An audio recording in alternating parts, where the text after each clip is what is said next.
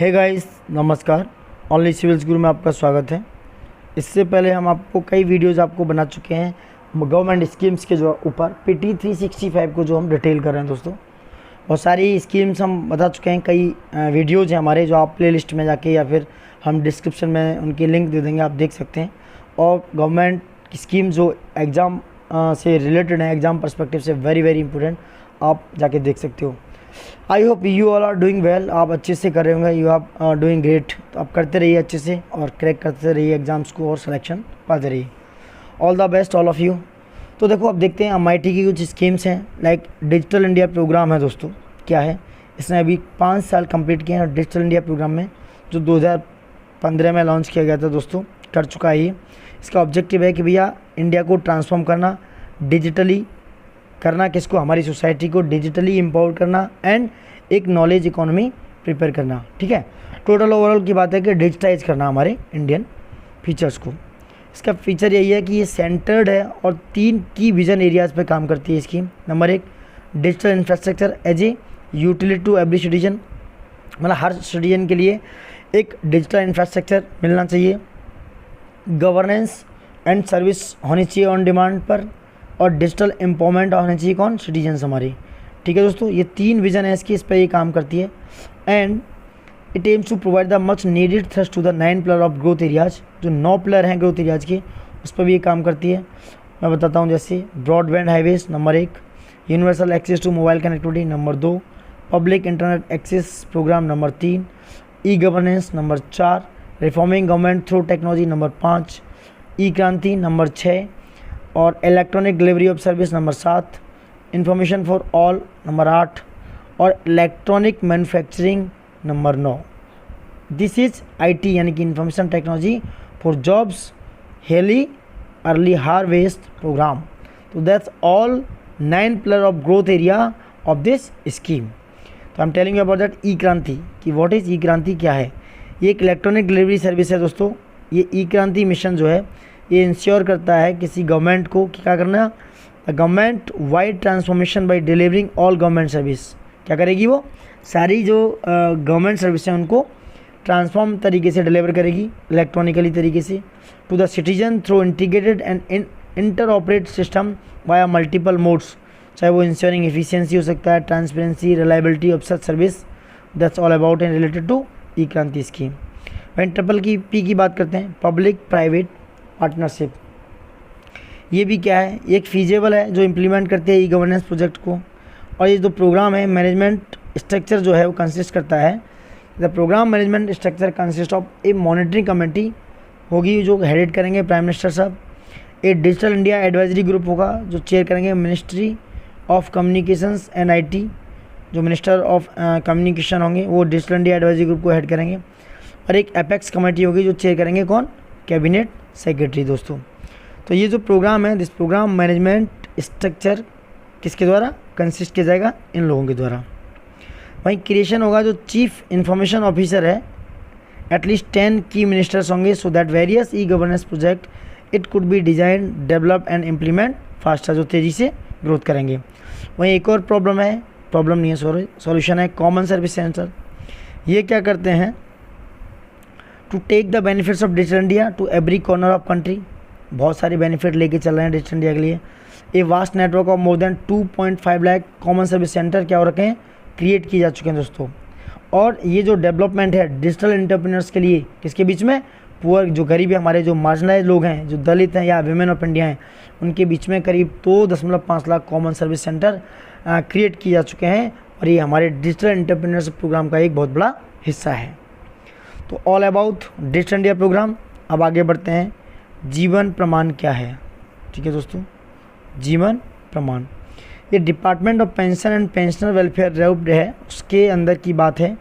India post payment bank जो IPB है, और उसने क्या किया, इट इज़ यूटिलाइज इस huge network of postman and ग्रामीण डाक सेवक, जो ग्रामीण डाक सेवक हैं वो प्रोवाइड कराएंगे doorstep facility to pensioner for submission of life certificate digitally.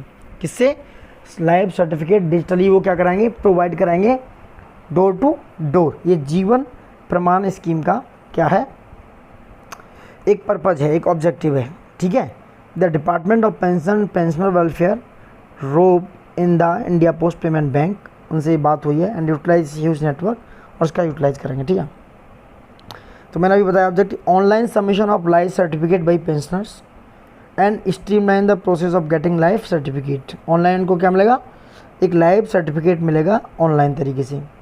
जो बेनिफिशरीज हैं वो कौन कौन है, जिनको सेंट्रल गवर्नमेंट से पेंशन मिल रही है, या जिनको स्टेट गवर्नमेंट से मिल रही है, या एनी अदर गवर्नमेंट और ऑर्गेनाइजेशन से उनको पेंशन मिल रही है, वो लोग इसमें क्या है, बेनिफिशरीज हैं।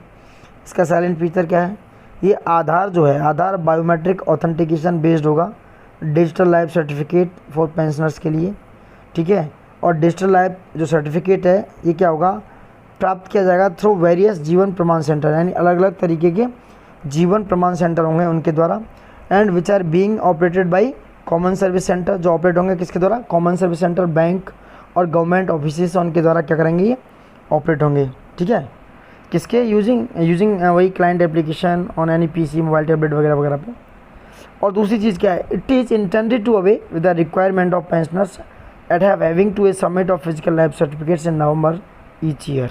ठीक है दोस्तों, आप देख सकते हो सारी चीज़ें जीवन प्रमाण के बारे में, जो कि ऑथेंटिकेशन मिलेगा और उनको डिजिटली लाइफ सर्टिफिकेट मिलेगा उन पेंशनर्स के लिए दोस्तों। ठीक है, अब नेक्स्ट आगे बढ़ते हैं। ये नेशनल सुपर कंप्यूटिंग मिशन की बात हो रही है, very very important for exam perspective. देखो, नेशनल सुपर कंप्यूटिंग का ये सेकंड फेज है और अप्रैल 2021 में ये कंप्लीट हो चुका है। इसका ऑब्जेक्टिव वही है to make India one of the world leader in super computing, यानी कि इंडिया को वर्ल्ड लीडर्स में एस्टेब्लिश करना, और वही to empower our scientist and research with state of the art super computing facilities use करते हैं, उनको क्या करना, पावरफुल बनाना और हमारी रिसर्च को बहुत ज़्यादा इनोवेट करना। इनके कुछ साइलेंट फीचर्स हैं और भी बहुत सारे ऑब्जेक्टिव हैं। Optimise investment in super computing, क्योंकि अगर ऑप्टिमाइजेशन करेंगे तो क्या भी होगा, रिडक्शन होगा किसमें, डुप्लीकेशन ऑफ एफर्ट्स में, और क्या होगा ऑप्टिमाइजेशन करने से, और जो डेवलपमेंट है वो तेज़ी से आगे होगा, चीज़ें तेज़ी से सॉर्ट आउट होंगी। And to attain global competitiveness, और वहीं कॉम्पिटिटिवनेस बढ़ेगी globally, to ensure self reliance, तो हम आत्मनिर्भर या आत्म ताकि तो आगे बढ़ेंगे। ठीक है, so that is all about super computing technology दोस्तों। अब देखो कुछ साइलेंट फीचर हैं।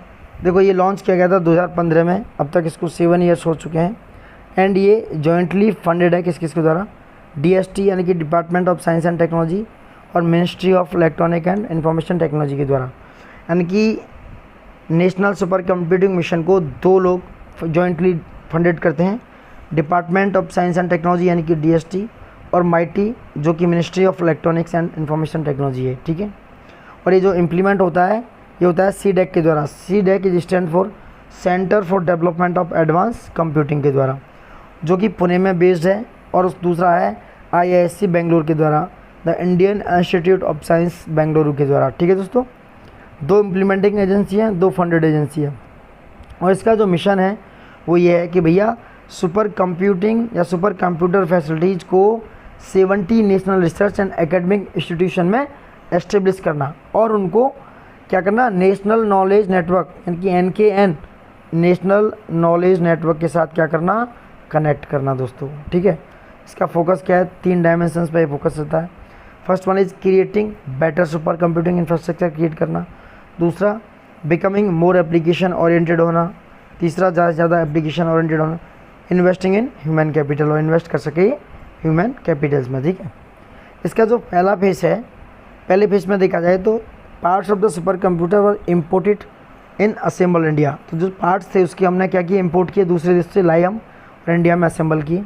वहीं super computer assembled indigenously under the project, जो थे जो हमने सुपर कंप्यूटर खुद असेंबल किए, बट जो उनके पार्ट्स है वो इंपोर्ट किए। नंबर 1 था परम सेवाएं 19, परम शक्ति और परम ब्रह्मा, ये 3 कंप्यूटर को हमने क्या किया, असेंबल किया इंडिजिनियसली। सेकेंड फेज में देखा गया कि भैया it involves increasing the speed of the super computer, ये जो स्पीड थी सुपर कंप्यूटर की उससे रिलेटेड था, उसकी इंक्रीज करो। वो कितनी कर दी गई, 16 पेंटाफ्लॉप्स, जो 16 पेटाफ्लॉप्स कर दी गई। फ्लॉप्स का मतलब होता है दोस्तों फ्लोटिंग पॉइंट ऑपरेशंस पर सेकेंड। ठीक है, फ्लोटिंग पॉइंट ऑपरेशंस पर सेकेंड कर सकता है ये। तो ये कॉमन बेंचमार्क था उसकी rating the speed of micro processor का, ठीक है। तो एक मेगा फ्लॉप्स था जो इक्वल था 1 मिलियन फ्लॉप्स के साथ, और एक गीगा फ्लॉप्स था जो इक्वल था 1 बिलियन फ्लॉप्स के साथ, और एक टेरा फ्लॉप्स था जो इक्वल था 1 ट्रिलियन फ्लॉप्स के साथ। वहीं पेटा फ्लॉप्स था जो कि it can be measured as 1000 teraflops. All these things आप याद रख सकते हो, मैंने सारी चीज़ें आपको बता दी हैं। अब आता है इसका third page of the national super computing का या सुपर मिशन का। इसने क्या, it will take the speed of country's super computer network to 45 petaflops. इसने 45 पेटाफ्लॉप्स तक काम किया, यानी कि 45 इतनी तेज़ी से गया 45 तक। वंस कंप्लीटेड अराउंड 75 इंस्टीट्यूशन, जो कि करीब 75 इंस्टीट्यूशन में कंप्लीट किया जा चुका है। And thousand of research will have access the super computing using the क्या NKN network knowledge network, national knowledge network, ठीक है। जो NKN है दोस्तों वो क्या है, नेशनल नॉलेज नेटवर्क। वो क्या है नेशनल नॉलेज नेटवर्क, ये एक मल्टी गीगावाट कैपेसिटी है। सॉरी, NKN जो है it with its multi gigawatt capacity is aim to digitally connecting all the scholars and research institute of the country, ठीक है। ये सारे जितने भी इंस्टीट्यूट रिसर्च इंस्टीट्यूट हैं उनके साथ कनेक्टिंग है। And by facilitating the flow of information and knowledge the network creates a new paradigm of collaboration to enrich the research efforts in the country. इसको फैसिलिटेट करने के बाद, इसको एस्टेब्लिश करने के बाद तो इन्फॉर्मेशन और नॉलेज का एक फ्लो आया, जिसने क्या किया, हमारी नेटवर्क एक्टिविटी को एक नया इरा दिया, और हमने अपने इन्वेस्टमेंट को, अपनी स्पीड को तेज़ी से आगे बढ़ाया, कोलैबोरेट किया। किसके साथ, जो रिसर्च कर रहे थे उनमें क्या हुआ, इम्प्रूवमेंट हुआ और तेज़ी से स्टार्ट हुआ। देखा जाए तो first Indian super computer was परम 8000। पहला जो था परम 8000 था, दूसरा परम सिद्धि, जो इसकी ग्लोबल रैंकिंग थी 63 टॉप 500 में, जो कि इंडियाज़ फास्टेस्ट सुपर कंप्यूटर है, वो है परम सिद्धि दोस्तों, ठीक है। तो it's all about this mission. अब आते हैं सुपर कंप्यूटिंग वाले क्षेत्र में। सॉफ्टवेयर टेक्नोलॉजी पार्क स्कीम क्या है, ये भी इम्पोर्टेंट है। देखो कुछ यूनिट्स हैं जो एस्टेब्लिश की जा रही हैं इसके अंदर में फेस्ड मैनर पे सही, एंड फाइनेंशियल कंस्ट्रेंट हैं उनको रोकेंगे अकाउंट ऑफ कोविड-19 पैंडेमिक की ड्यूरेशन में। इसका ऑब्जेक्टिव है कि भैया डेवलप करो और एक्सपोर्ट करो क्या, कंप्यूटर सॉफ्टवेयर्स को, जिससे हमारे सॉफ्टवेयर टेक्नोलॉजी आगे बढ़े, एक्सपोर्ट बढ़े, जिससे हमारा इकोनॉमी स्ट्रांग हो। चाहे वो प्रोफेशनल सर्विस में हो, चाहे वो कम्युनिकेशन लिंक हो या फिजिकल मीडिया में हो, आप क्या करिए, for the development of export of computer softwares. कुछ साइलेंट फीचर्स हैं। ये फर्स्ट सॉफ्टवेयर पॉलिसी जो आई 1986 में राजीव गांधी के ड्यूरेशन में, और ये रिजल्टेड था किसका, सॉफ्टवेयर टेक्नोलॉजी पार्क स्कीम जो थी 1991 का, ठीक है। उसके बाद ये 100% एक्सपोर्ट ओरिएंटेड स्कीम बन गई, and it integrate concept of 100% export oriented units and export processing zone जो EPZ, the concept of science parks and technology parks. This is all related this scheme, and it is a unique feature and is the natural things. It focuses on one product sector, just like computer software yeah other things. And other important feature include that provisioning of single point contact service for member units, यानी कि ये provision करेगी single point contact service के लिए, चाहे वो company man हो वो सेटअप कर सकता है STP unit anywhere in India, ठीक है दोस्तों। STP यूनिट को कोई भी कंपनी है वो क्या कर सकती है, सेटअप कर सकती है। STP stand for software technology park, और उसमें क्या है 100% फॉरेन इक्विटी परमिटेड है, यानी कि फॉरेन जो फंड है FDI वो 100% सॉफ्टवेयर टेक्नोलॉजी पार्क में परमिटेड है, 100% FDI दोस्तों, ठीक है। तो that's all about software technology park schemes. और देखो all the imports of hardware और सॉफ्टवेयर जो हैं, जो सॉफ्टवेयर टेक्नोलॉजी पार्क की हैं वो क्या होंगी, it's is completely duty free. वो क्या होंगे, ड्यूटी फ्री होंगे पूरी तरीके से। जो इंपोर्ट किए हैं अब second hand capital goods also permitted, इसमें सेकेंड हैंड गुड्स भी परमिटेड है, उसको री एक्सपोर्ट भी कर सकती हो, ये भी परमिटेशन है। और दो सेल है डोमेस्टिक टैरिफ एरिया की DTA की, sales in the domestic domestic tariff area, वो क्या है, it shall be permissible up to 50% of the export in value terms. वो 50% तक परमिसेबल है, अब 50% ऑफ द एक्सपोर्ट जो वैल्यू टर्म्स में है उसको क्या कर सकते हो, वो परमिशन है, आप उसको एक्सपोर्ट कर सकते हो, ठीक है, सेल कर सकते हो, सॉरी, ठीक है दोस्तों। तो स्कीम थी सॉफ्टवेयर टेक्नोलॉजी पार्क। अब आते हैं नेक्स्ट की scheme for promotion of manufacturing of electronics component and semiconductors. Centre ने भी पुश किया है कि भैया डोमेस्टिक मैन्युफैक्चरिंग करो, अंडर आत्मनिर्भर भारत अभियान के। इसका ऑब्जेक्टिव क्या है, जो इलेक्ट्रॉनिक कंपोनेंट्स हैं उनको मैन्युफैक्चर करो और हमारे इकोसिस्टम को भैया अच्छे तरीके से एक इलेक्ट्रॉनिक वैल्यू चेन बनाओ।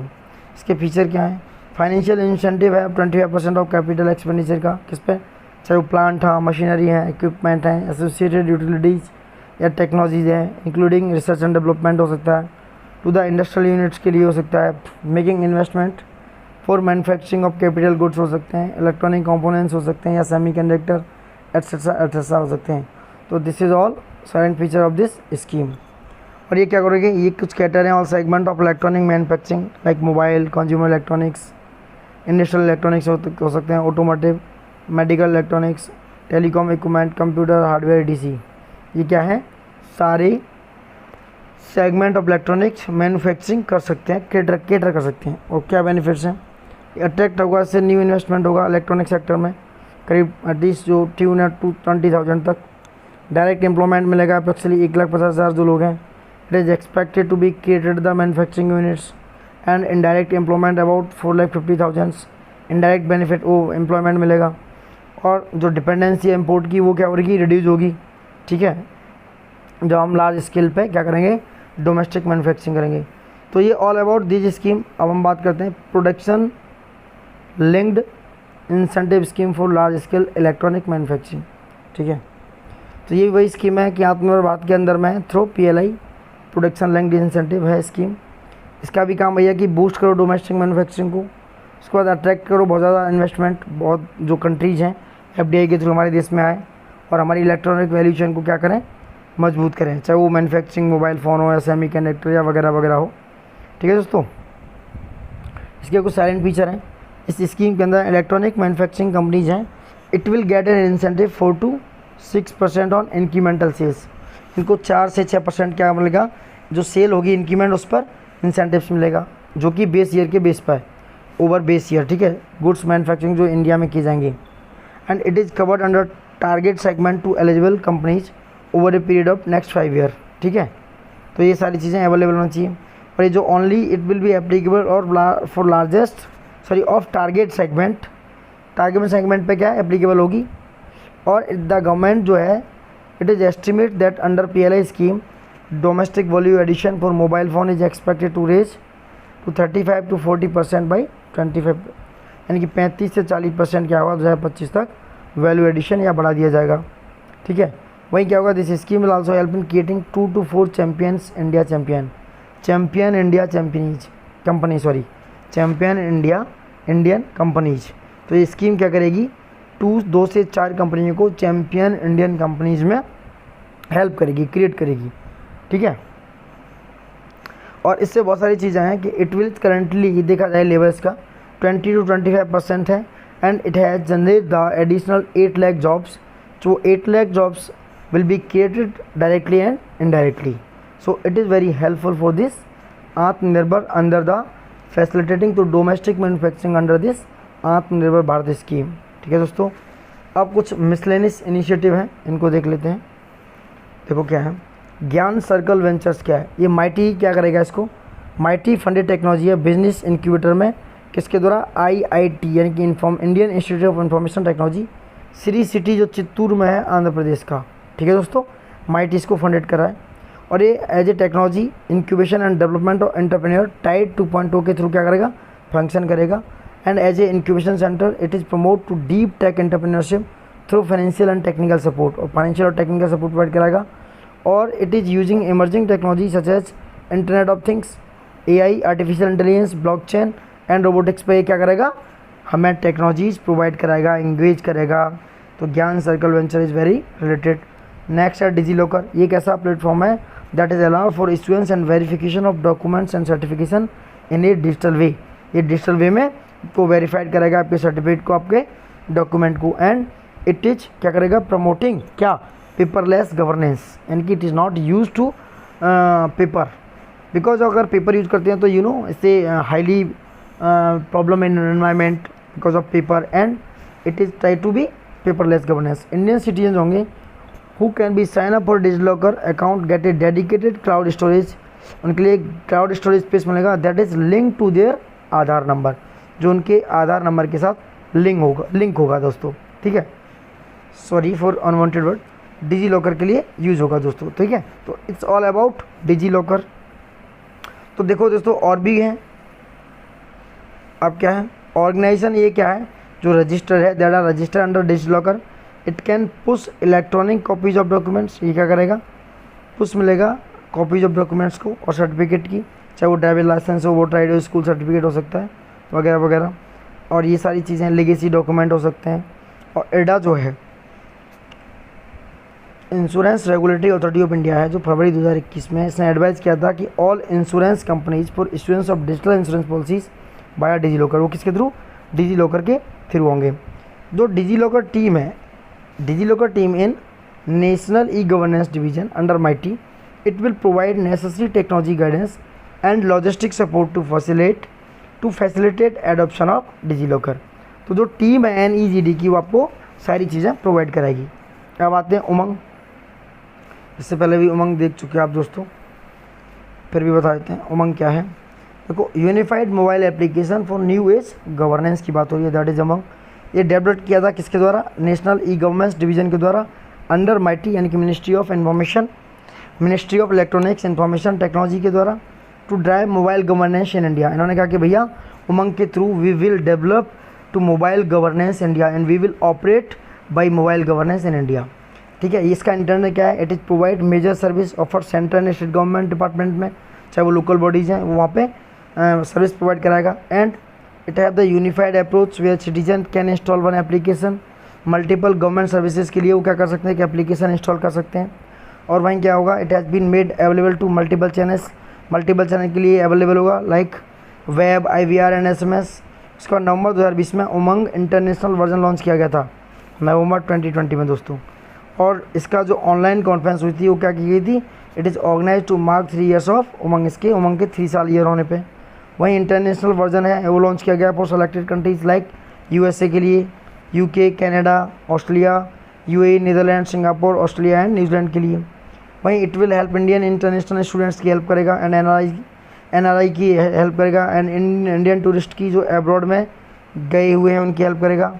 उनके लिए क्या हमारी गवर्नमेंट ऑफ इंडियन सर्विस की एनी टाइम एनीवेयर प्रोवाइड कराएगा। And it will also help in taking India to the world through Indian culture, और हमारे जो इंडियन कल्चर है उसको वर्ल्ड लेवल पे ले जाके क्या करेंगे, हेल्प करेंगे, वर्ल्ड लेवल पे इसको प्रमोट करेंगे।